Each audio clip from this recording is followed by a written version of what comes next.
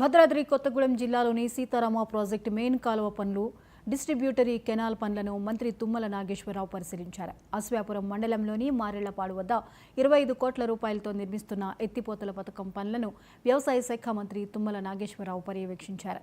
July నాటికి పూర్తి కావాల్సిన లిఫ్ట్ ప్రాజెక్టు పనుల జాప్యం పట్ల మంత్రి తుమ్మల ఆగ్రహం వ్యక్తం చేశారు. మరో 3 నెలల్లో పనులు పూర్తి చేసి రైతులకు సాగునీరు అందించాలని అధికారులను ఆదేశించారు.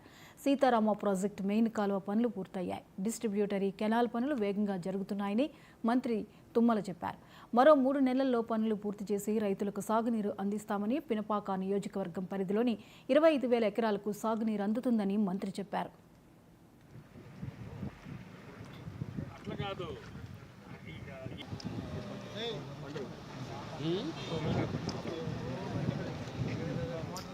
Pipe line Sitarama package number 1 ఇందుట్లో ఉన్నటువంటి తుమ్మల చెరువుకి నీళ్ళు వెళ్తాయి. మధ్యలో 16,000 ఎకరాలు డైరెక్ట్ ఇరిగేషన్ ఇవ్వచ్చు అని చెప్పి ఇక్కడ ఎత్తిపోతల పథకానికి రూపకల్పన చేశాను. మన ముఖ్యమంత్రి గారు వచ్చినప్పుడు దీన్ని కూడా టేకప్ చేయండి.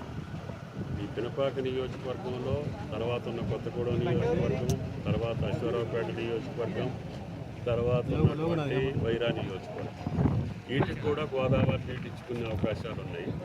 మెయిన్ కెనాల్ పూర్తయింది కాబట్టి డిస్ట్రిబ్యూటరీస్ తవ్వుకోవాలి. రైతులను ఒప్పించుకొని ఏదైతే పంట కాలువ తవ్వుకోవటం, తర్వాత ఈ లిఫ్ట్ చేసుకుంటే పాయంగారి నియోజకవర్గంలో ఇమ్మీడియట్గా ఒక 25,000 ఎకరాలకు నీళ్ళు ఇచ్చే అవకాశం ఉంది. దాన్ని స్పీడప్ చేయమన్నాము. ఏజెన్సీ డిలే చేసింది. అది ఎందుకు కారణాలు ఏంటి సెక్రటరీ కూడా మాట్లాడాను. కలెక్టర్ గారు వాళ్ళు రివ్యూ చేసుకొని ఏజెన్సీ ఎందుకు డిలే చేసింది, ఎందుకు పనులు సకాలంలో మొదలు పెట్టలేదు, ఎందుకు పూర్తి చేయలేదు, ఇప్పుడు కాంక్రీట్కి వచ్చారు వాళ్ళు. కాబట్టి ఆ ఏజెన్సీ మీద తీసుకోవాల్సిన యాక్షన్ ఏంటో తీసుకొని ఇమ్మీడియట్గా దీన్ని పూర్తి చేసి సెకండ్ క్రాప్ అయినా ఈ మారేడుపల్లి లిఫ్ట్ ద్వారా తుమ్మల చెరువుకు కూడా అవకాశం ఉంటుంది. ఎప్పుడైనా వర్షాలు తగ్గి తుమ్మల చెరువుకి నీళ్లు రాకపోతే కూడా ఈ లిఫ్ట్ ఎప్పటి నుంచో అడుగుతున్నారు. అసలు గోదావరి నుంచే తుమ్మల చెరువుకి పెట్టమని ఎప్పటి నుంచో వాళ్ళ డిమాండ్ ఉంది.